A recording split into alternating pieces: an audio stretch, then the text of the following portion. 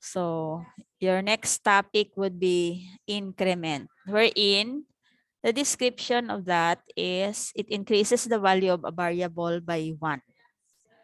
Then an example of an increment operator is plus plus x, wherein x is a variable name.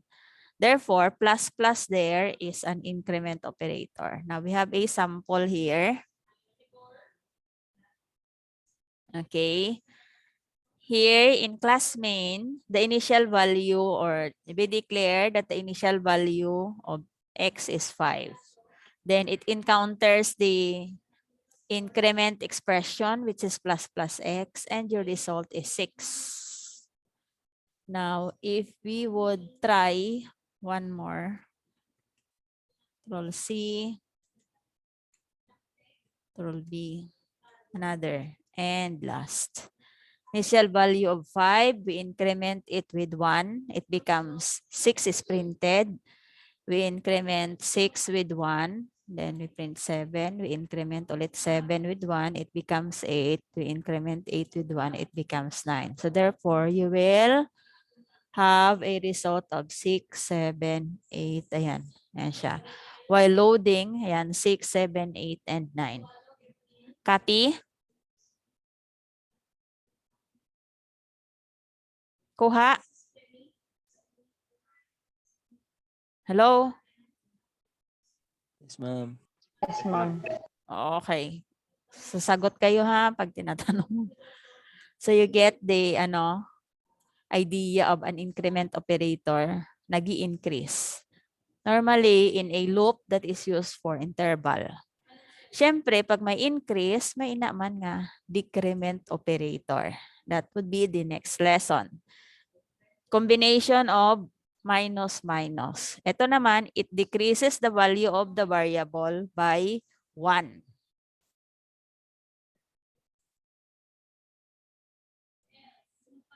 Okay. Beginning value of x is 4. 4 is 5. So we implement the decrement operator to x. That's why 4 is printed. Halimbawa, naglagay tayo ulit dito.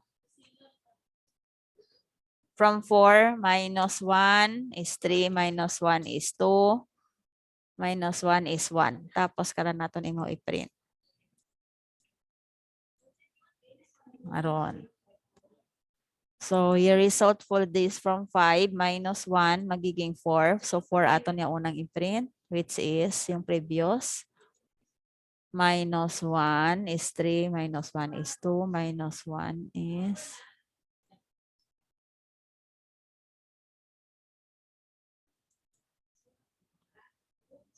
0.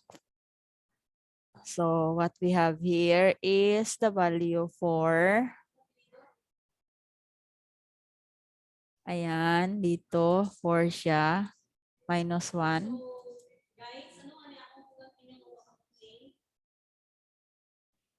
Kuha.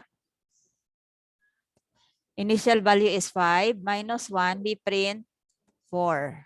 Okay? Poker face, aki ah. Then, from 4, 4 na ngayon yung value ng x. 4 minus 1, magiging 3, mo di kara. Pero wa kita nag-print, right? And then, minus ulit, magiging 2. Wa man kita nag-print.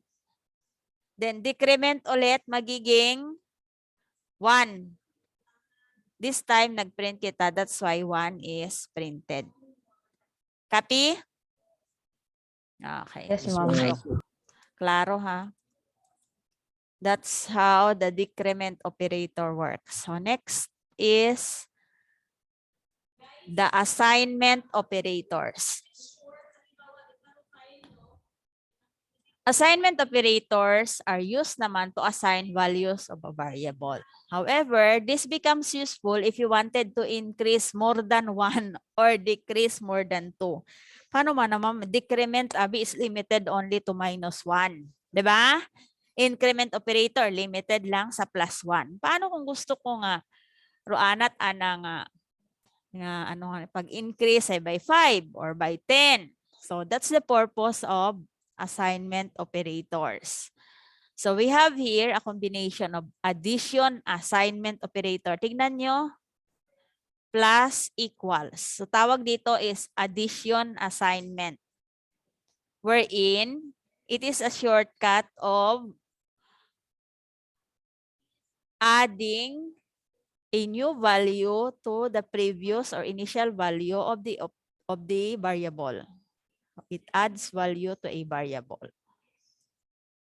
Halimbawa, ito is assignment lang ha, while this one is addition assignment. Halimbawa, value of x is 10.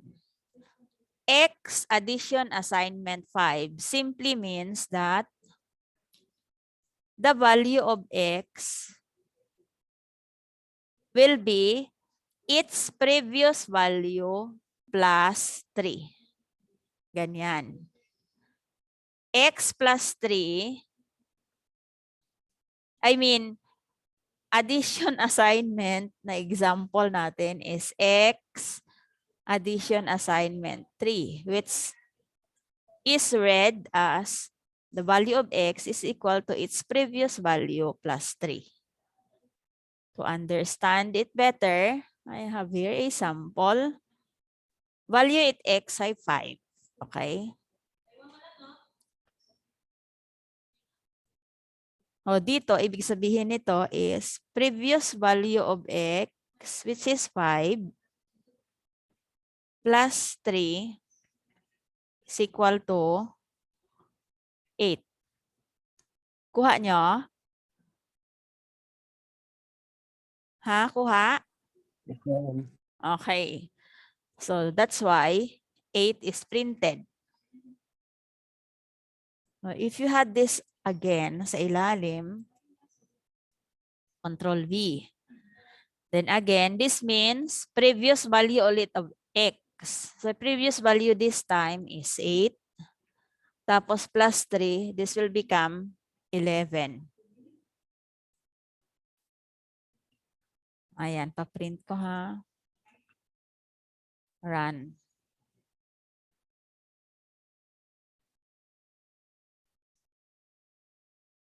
Kuha?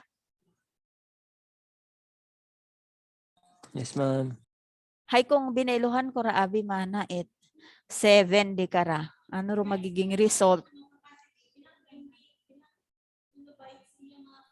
15, ma'am.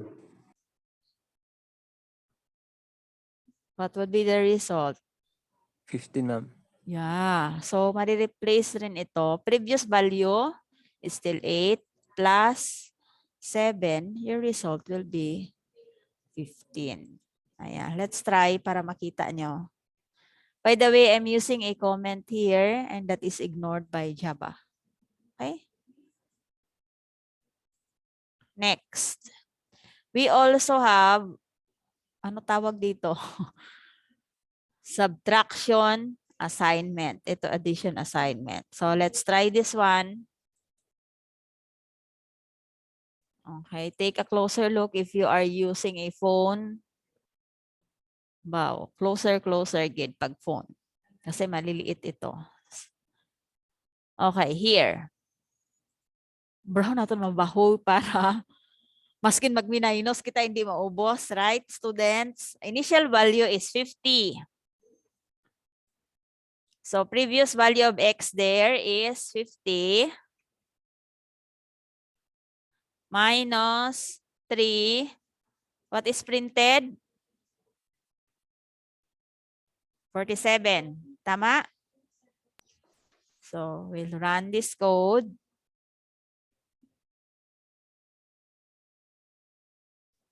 Copy?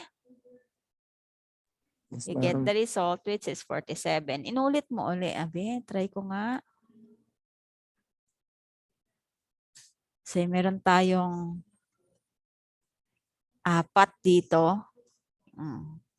Ang tanong, what is printed with this one? 35, ma'am.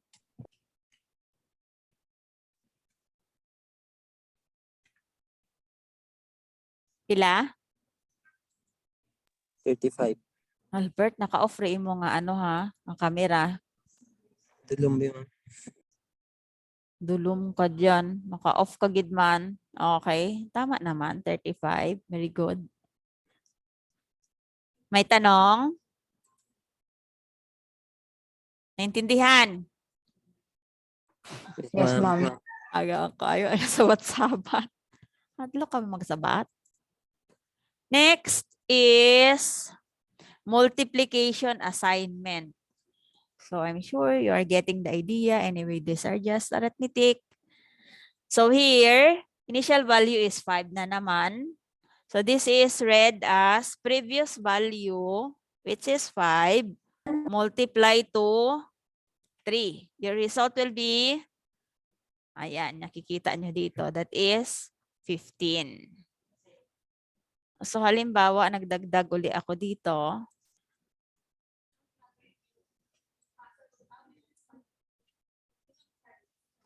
Okay.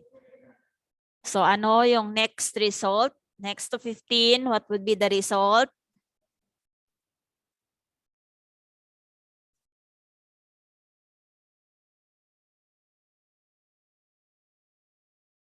$45, ma'am. Yeah, 45. Correct.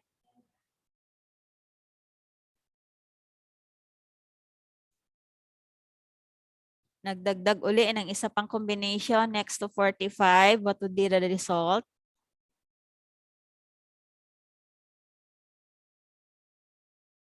$135. Okay. Ortiz, what is your answer? 135 po, ma'am. Okay. Okay, tama.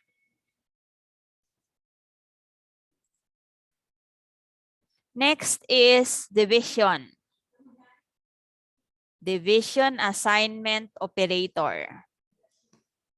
Ayan. Again, this is naman used similarly with among the arithmetic operators. So if we divide 50 by 3, what is your answer?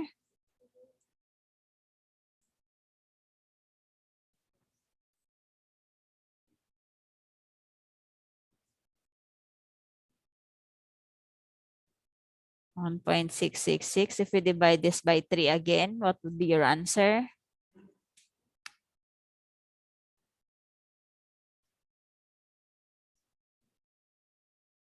$50 divided by 3, malisod. Abrahan na natin nga 45. 45. 15. And then when you divide it by 3, ulit, 5. 5. So your result would be 15 and 5. Copy? Kuha? Yes, Yes, ma'am. ma'am. Okay.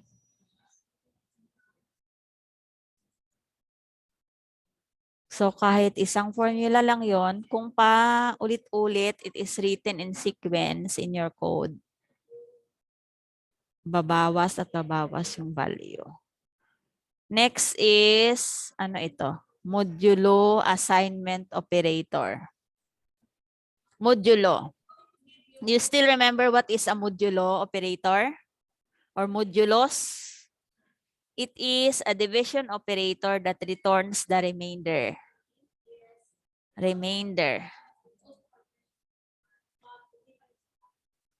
Oh, let's say 50. We divide it by 40. What is the remainder? 50 modulus 40. 10, ma'am. Yeah, 10.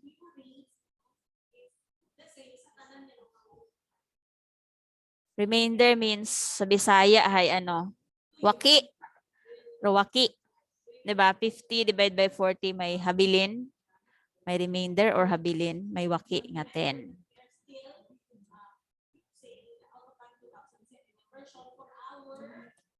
Okay, ito ang next na tanong. Control C. Okay, from 10. If this is previous value 50,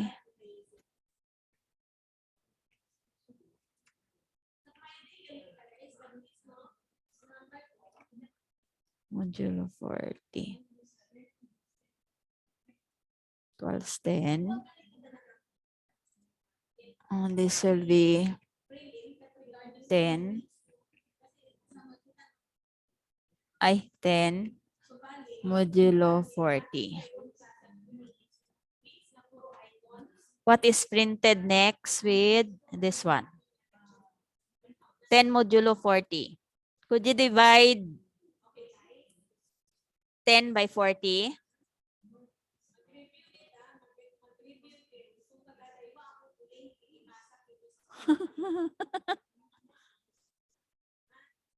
Hindi, di ba? Kailangan niya ng, ano nga nila ho?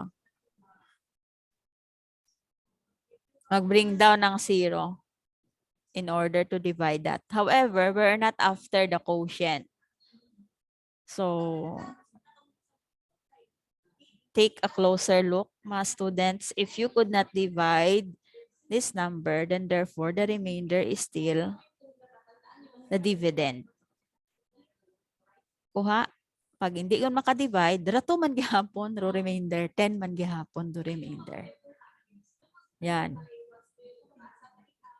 So, halimbawa, nagbigay 3 modulo 5.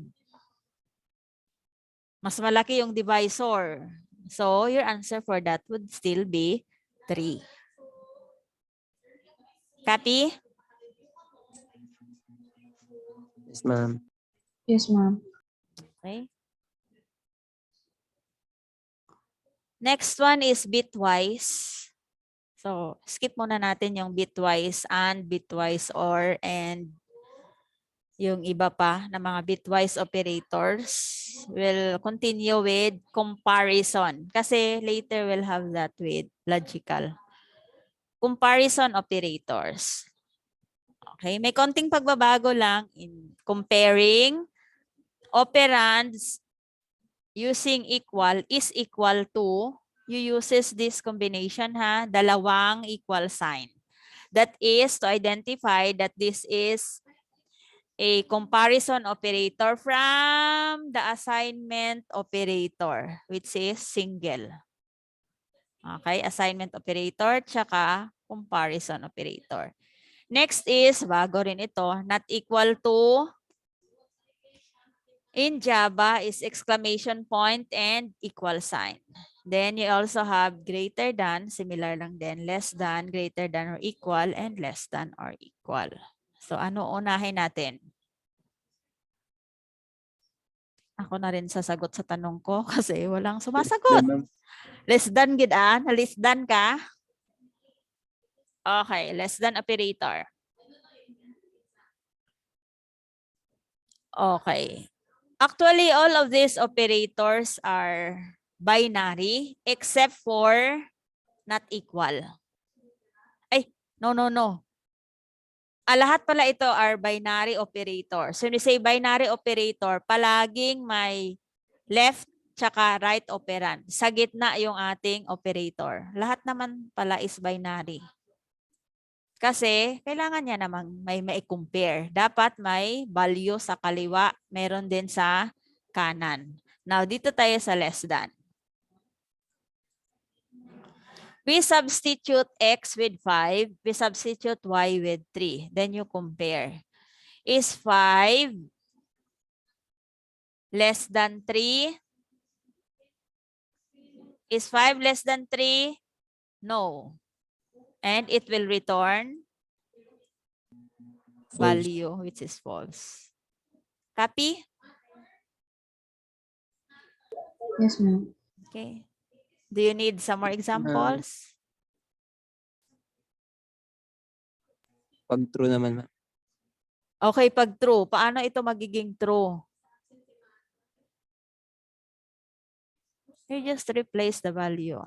Whatever. Let's say that is 39. Is 5 less than 39?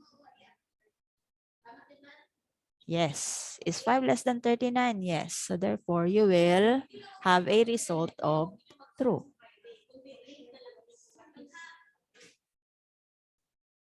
Next. What do you want to try next? Dito, hindi ba kayo nako-confuse dito Not sa not equal, ma'am. equal? Oo. Let's try this one. Ay, madali lang naman. Hindi naman confusing. If we substitute, is 5 not equal to 3? Yes. That's why you get true. Is 5 not equal to 3? Yes. Is 5 not equal to 5? No. Or that False. is false. Yes. Tagal. Chang. Okay? Gotcha. O, diretso tayo dito. Yes, kung naman ni Ma'am Bagi. So, by nature, you will need a table, a truth table for logical operators. Kasi if you would see the example, you have here the comparison operator at the left, which is answerable by true or false, and another comparison operator at the right, answerable by true or false. Now, the result of a logical operator is depending on the combinations. So the table for that, we'll try to find a table and truth table.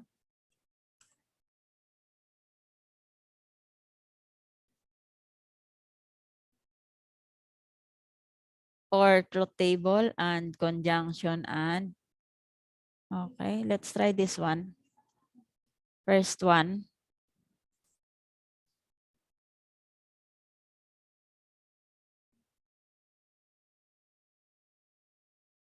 Okay. Bow negation daw na una. This is interesting. So negation is actually logical not. Logical not is very simple. Madali lang siyang maalala, student, kasi among all these operands, ito lang yung nag-iisang unary. Ibig sabihin, sa kanan lang yung kanyang operand, wala sa kaliwa. At madali lang siyang i-identify, students. Ganito lang, oh. Halimbawa, pag yung kanan na operand is true, ito ay true lahat, you simply combine it. Not true means false. If yung sa kanan naman is false, then the combination not false equals naman true. Ganun lang. So, balik ulit ha. Ito, tignan nyo. Not A. If A is true, therefore, not true is false. If A is false, then not false is equal to true. Diba? Ang dali lang tandaan. Let's try the example.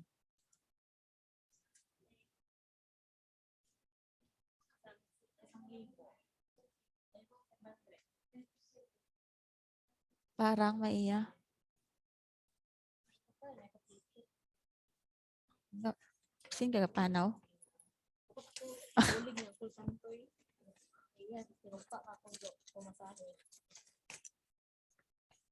Ano, 5. 5. Okay. Chat ka lang? Okay, we have a sample. Nga lang yung sample niya is written in combination with and. So we'll try muna. I'll show with you the table for conjunction and. Wherein A and B here are the operands. A sa kaliwa, B sa kanan. So if you combine A and B, true and true, result is true. Inalpe. True and false, false and true, false and false, all of the rest of the combination will result with false. So using the conjunction and, you only get a true result if both the operand are true. Copy, students? You only result with true if both left and right operands are true. So let's switch back to the example. We substitute x with 5. Okay. Is 5 greater than 3? Is 5 greater than 3, students? Yes. True. So, that is true. Sulat ko lang dito, baka makalimutan ko. Is 5 less than 10?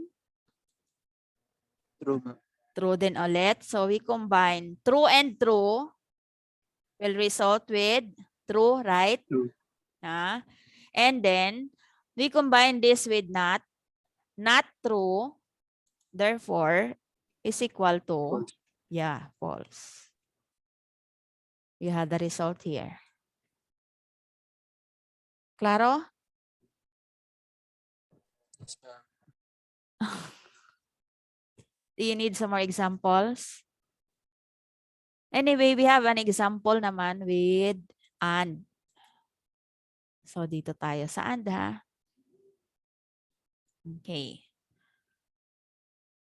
With and table, final result is true. How come? We substitute x with 5. Is 5 greater than 3? True. Is 5 less than 10? True then. Then you combine true and true equals true. Right? If we would replace this with 2, is 2 greater than 3? False. False. Any combination na merong false sa conjunction and, your result will be false. So, wag False. na nating alamin yung nasa kanan. Try ko. Try run this code. Pinalitan ko ng 2, ha. Ayan, your result is false. Kaliwa man or kanan yung nag-false, basta merong isang false using conjunction and, the result becomes false. Next, or naman. Or, ay, kanina na-erase ko. Or, truth table. With or naman,